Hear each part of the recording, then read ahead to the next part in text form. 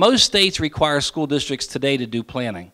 When we started this in the 80s, only 16 states ever required planning for a school. Okay? But today, just about every state requires something. When we look at this, okay, some states require a long-range plan, which is nothing more than extrapolating where you are. Okay? So a lot of places, what they do is they take the 5-year history and they extrapolate that projection out 5 more years, and they say, well, that's where we're going to be. Okay? Now let's look back and see how do we get there. Okay? Our process is a little different in perspective. We look at the past, but then we say, what is our preferred future? What is it that we want this place to be? We've been in a lot of school districts, and a lot of dying school districts. Okay? I think we're at like 2 ends. We're usually in either the very, very best school districts, or we're in some of the lowest achieving school districts. And trying to get people to look at what is the ideal, what is it that they want, what is their preferred future. A lot of communities feel beaten down, and they don't have the opportunity to even think about that anymore. Like they've been declining for so many years, and achievement, they haven't met their AYP and things like that, that they don't see a future. So we work with people, we facilitate sessions to make sure that we come up with a preferred future. This is the process that we use. Okay? It's a continuous process. It has 13 steps to it. I'm going to walk you through that because that's the bulk of what I want you to understand tonight. When we come into a school district, the first thing we do is, number 1 up there, confirm the commitment and the readiness. Okay? Where do you want to go with the planning? Okay? Are we ready for that? Just because some school districts call us and they want to do a plan, they're really not ready for it. Okay? So we have to look at the circumstances that are there. So we have basic awareness sessions. We'll spend time with the administration, we'll spend time with the board, we spend time with the community. We do awareness sessions talking about the future, telling you some things about leading and about our process. And then we talk about system capacity and design. This is something I think is really interesting.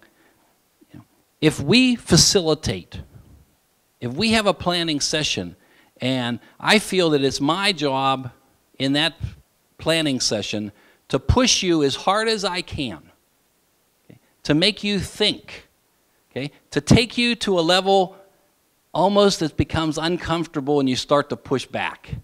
And then when you start to push back, it's like, oh, wait, that's not us. Okay. So then I know where the line is, okay, and that's as far as we could go. I can tell you I was in one school district, and we sat around and we had this conversation, and their vision for their district was that they would be a laboratory of learning in an environment of innovation. They prided themselves on being out front in everything. Okay? And so we got to this point, and they put those words, they came up with those words, and they said they were a laboratory of learning in an environment of innovation.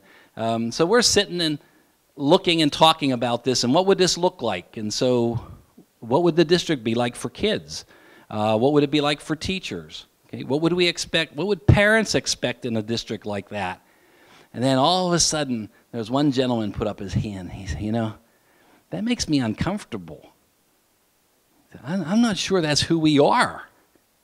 And I said, well, that's good. I know where the line is then. So we can fall back from that, and we start our planning right below that. Okay, and we start working from there. What we try to do is we build agreement on who we are and what we want to be, okay? And we build agreement at the highest level. Now, when people talk about state standards, they're minimum standards all the time. In this process, we talk about the highest level of agreement that we can build. Okay? So it's something a little different about the process. So then we go, after step 1, we go to step 2, talks about prepare for planning.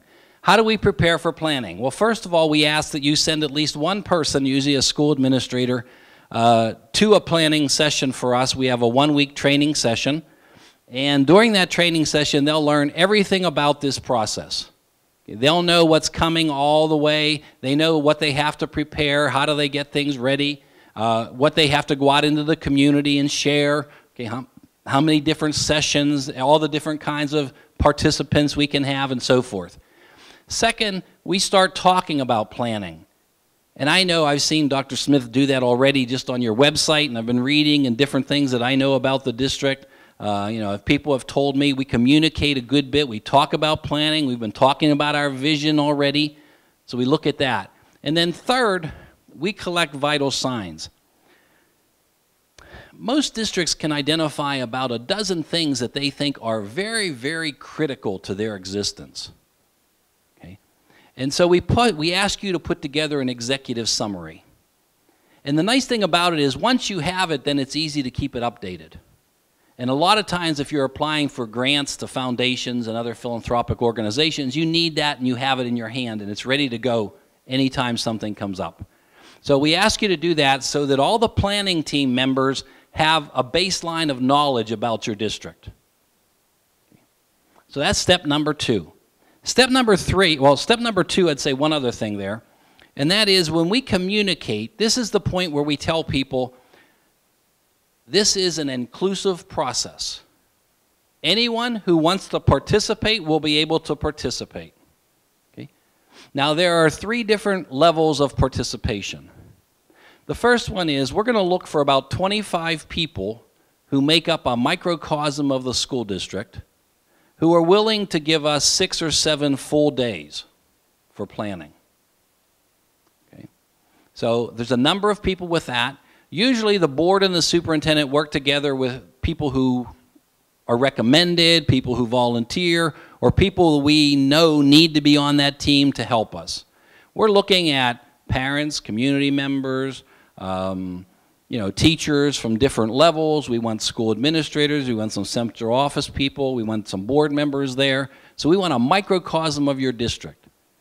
We feel that if we get people together like that and start and build the umbrella for this plan, then we can have a lot more input once we build this framework. Okay, so we use 25 people to build that framework. So then number 3 is we spend the time building the strategic planning team.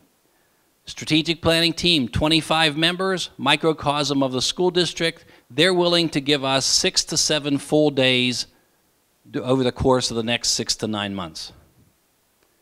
The second level that a person could participate in is as an action team leader. Every time we develop a strategy, that's going to become an action team. And we need a leader, a person who can facilitate. So a lot of times, someone who would love to be on the planning team is asked to hold back or stay back because we need some really good people to be action team leaders also. They need to know a little bit about facilitation and working with groups.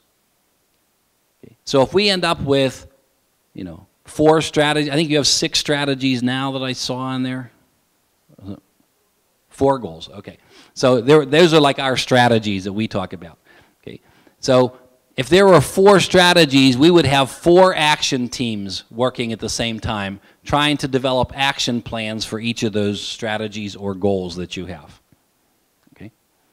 The third level is to be an action team member. And I have places in smaller places, okay, where their commitment is that they want every single family to participate in some way in this process. So they are either a planning team member or they're an action team leader or somebody in the family participates on an action team. I mean, it is amazing when you see some of these places, the number of people who come out to help the schools. It really is tremendous. So anyone who wants to can participate as an action team member. We don't refuse anyone. If you want to give more time, you want to be on more than one team, you're welcome to do that.